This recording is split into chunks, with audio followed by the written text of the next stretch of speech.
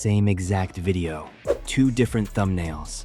One pulled 1,200,000 views, the other pulled 1,700.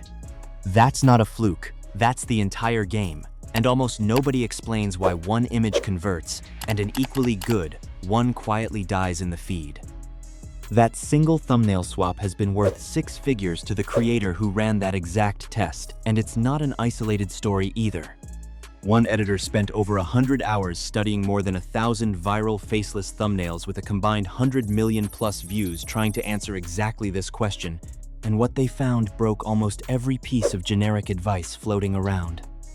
Thumbnails that hit every box on the checklist: high quality, contrasting colors, a face showing emotion, still pulled under 100 views.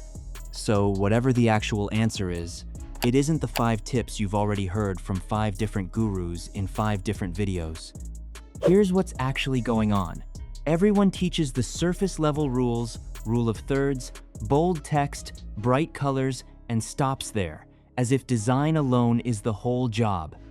It's not. A thumbnail's entire purpose is to win a psychological decision that happens in about 2 seconds, and design is only one piece of that decision. In this video, I'm walking you through the complete picture, the actual psychology behind why a viewer clicks, the design formula that keeps a thumbnail from getting lost in the noise, and the exact AI-assisted workflow creators are using right now to build these thumbnails fast, so you can build one tonight that isn't just pretty, it's built to win. Let's start with what's actually happening inside a viewer's head, because until you understand this, every design tip you apply is just decoration. A viewer scrolling their homepage isn't reading titles first, they're scanning images, and something has to visually interrupt that passive scroll before anything else happens. Call it the visual stun, a burst of color contrast, a face with a clear emotion, a bold number, something sharp enough to flip their brain from scanning mode into actually looking. Once that happens, they drop down to the title to figure out if the video is actually worth their time, because words carry clearer meaning than an image alone ever can. And then, and this is the part almost nobody talks about, they look back up at the thumbnail one more time to confirm what the title just promised. Thumbnail, then title, then thumbnail again, all in under 2 seconds. A thumbnail that nails the first glance but doesn't support the promise in the title on that second look loses the click just as fast as one that never got noticed in the first place. That third step is exactly why cluttered thumbnails quietly kill videos that everyone assumed were doing everything right. There's a real concept behind this called cognitive load. Our brains can only process so much visual information at once, and a thumbnail stacked with multiple text layers, 3 arrows pointing in different directions, and graphics thrown in every corner forces a viewer to work to understand what they're even looking at. Nobody does that work while scrolling. They just keep going. The fix is almost embarrassingly simple. One clear subject, one short piece of bold text, and one element of strategic highlighting, nothing more. Cap yourself at 3 total elements in the entire design, full stop, because a thumbnail this small, especially on a phone, physically cannot support more than that, and still read clearly at a glance. Color is where most people overcomplicate things trying to study full color theory. Skip that. Pick one main color for your whole channel, then build a simple 5-color set around it. Your main color, a black, a white, one tone that sits between them, and one bright highlight color that you're free to swap video to video. That last swap matters more than it sounds like it should. Keeping your core palette locked builds instant recognizability, while rotating just the highlight color keeps every individual thumbnail feeling fresh instead of like a copy-paste template. Now, familiarity, because this is the ingredient that quietly does more work than people give it credit for. Humans gravitate toward what they already recognize. It's why you eat roughly the same handful of meals every week without thinking about it. There are 2 ways to build this into a channel that doesn't show its own face. The first is familiarity hijacking, using a recognizable public figure's face in your thumbnail, which only works honestly if your video is actually about that person. Otherwise, you've just made clickbait in the bad sense.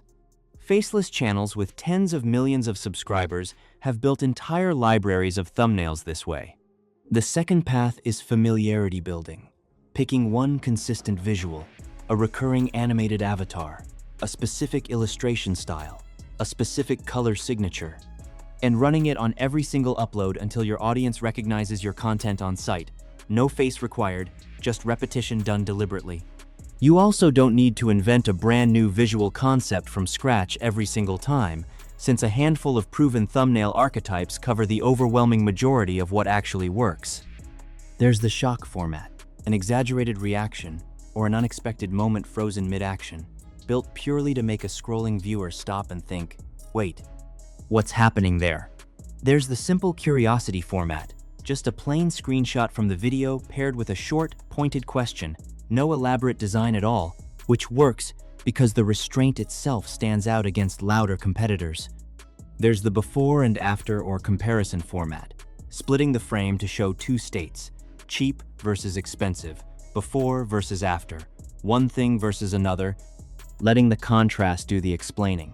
And there's combining 2 or 3 of these at once, a recognizable face plus a big number plus a comparison element in the same frame, which is exactly what the biggest, most consistent channels tend to do once you actually study their thumbnails closely rather than glancing past them. Pick 2 or 3 formats that fit your content. Run them consistently for a handful of videos so your audience starts to recognize your visual signature, and only rotate once that recognition is actually working. Since switching formats every single upload never gives any one style the chance to build familiarity. Beyond the design itself, your video idea has to carry what's called a bold claim, and this has almost nothing to do with the image and everything to do with the concept you picked before you ever opened an editor. If you can't picture a thumbnail for your idea within a few seconds of having it, that's usually a sign the idea itself isn't strong enough, not a sign you need to try harder in the design phase. A few reliable shapes for this. Is this thing actually worth it? The world's most extreme version of this?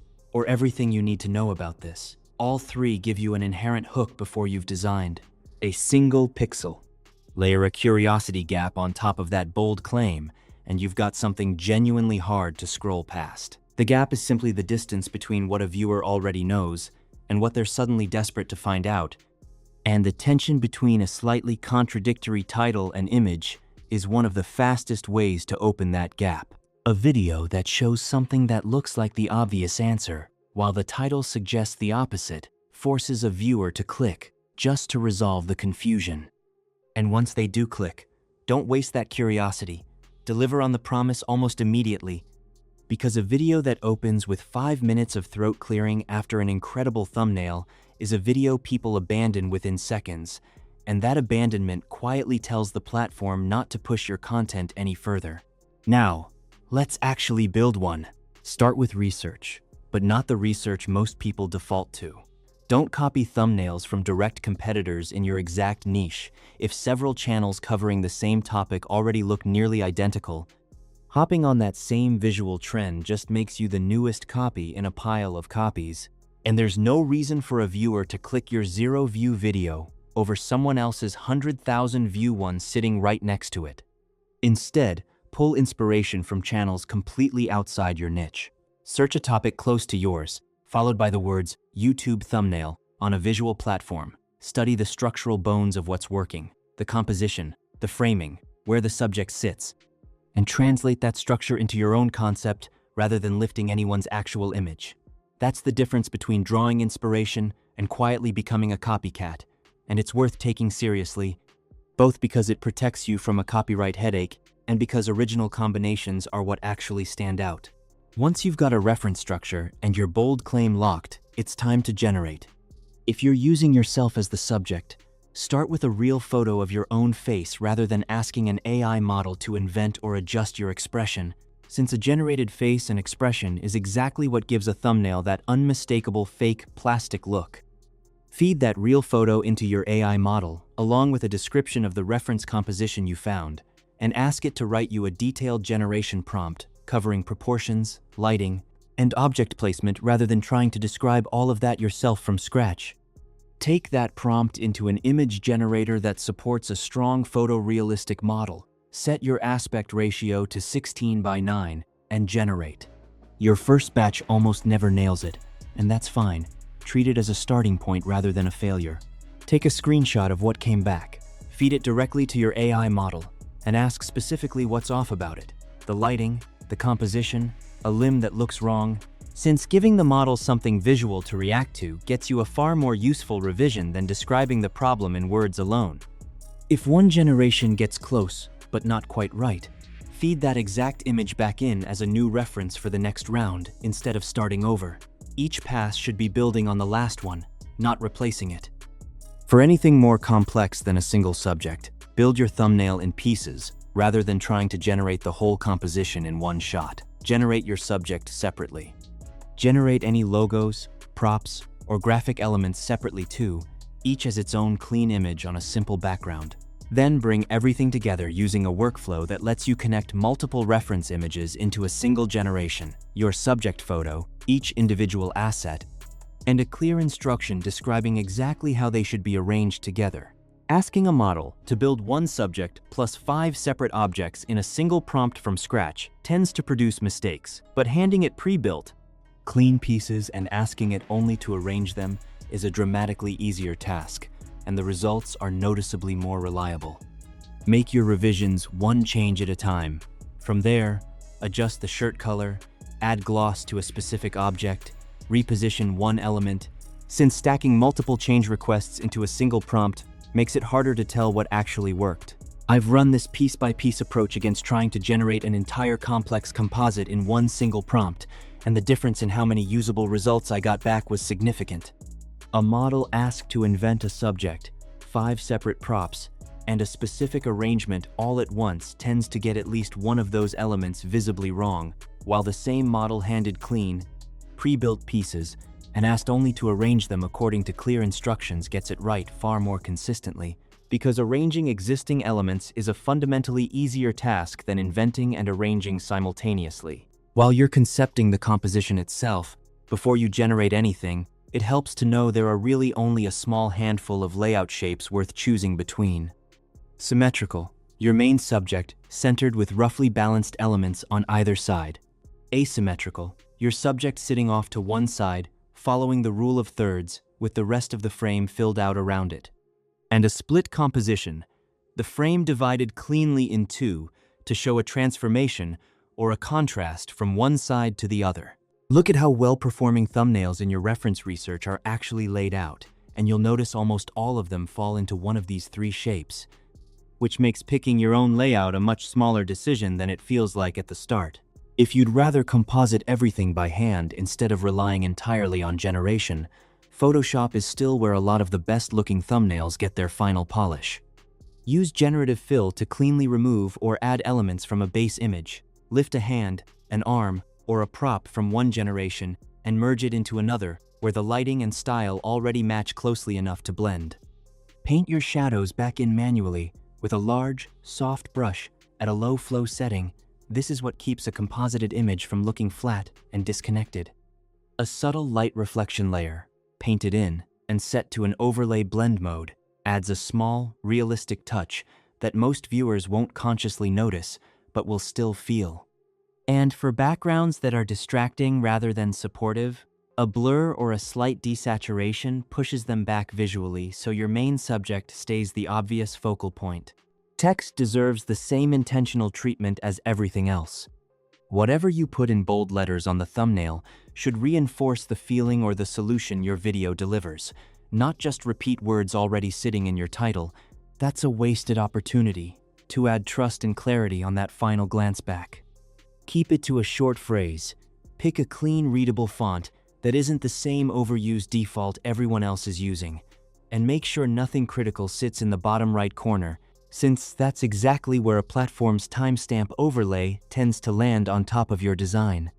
Before you ever publish, preview how the finished thumbnail actually looks sitting in a real feed next to other videos, not just full size on your own monitor where everything looks better than it will in practice. There are tools built specifically to simulate this, showing your thumbnail exactly the tiny size a phone screen will actually render it at. And don't stop at one version. The biggest channels in the world don't gamble an entire video's performance on a single design. They build several genuinely different options and test them against each other, sometimes as many as 5, 7, occasionally far more, before locking in a winner. If you're not ready to build and test that many, even committing to 2 or 3 real alternatives before you publish puts you ahead of almost everyone shipping their first attempt and hoping. Some of the largest creators in the world take this further than most people would expect. One well-known podcast host reportedly tests around 100 different thumbnail variations for a single episode, and a smaller but still sizable channel described building 7 full designs and A/B testing the top 3 before locking in a winner. You don't need anywhere near that volume to see the benefit.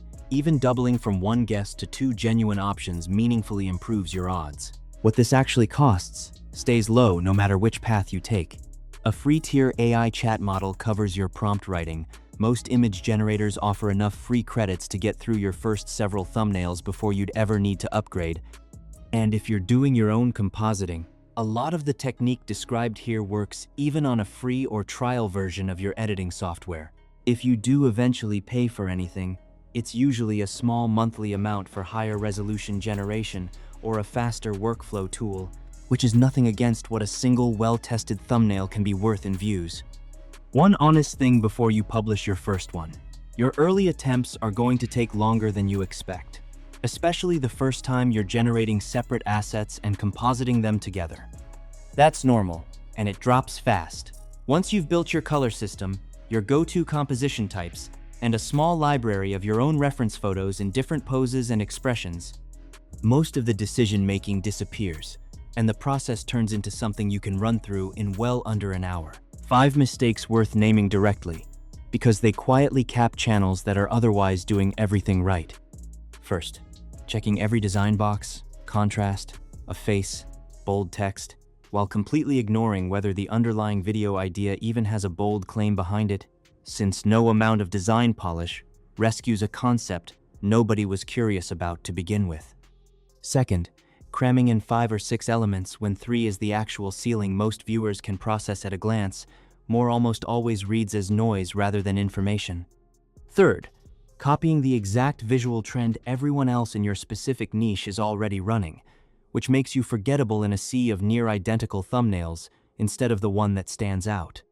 Fourth, letting an AI model invent or adjust your facial expression instead of anchoring every generation to a real photo of yourself, since that's one of the fastest ways to end up with the uncanny, overly smooth look viewers have gotten very good at spotting and scrolling past. Fifth, publishing with a single untested thumbnail every single time instead of building the habit of testing at least 2 or 3 real alternatives, since you're otherwise guessing with your video's entire performance riding on that one guess. Once videos are live, pay attention to where your impressions are actually coming from, not just your total view count. A high click-through rate on a video's homepage and browse impressions is one of the strongest signals telling the platform to keep pushing that video to more people, far more valuable than the same click-through rate coming from search, since search traffic was already actively looking for you.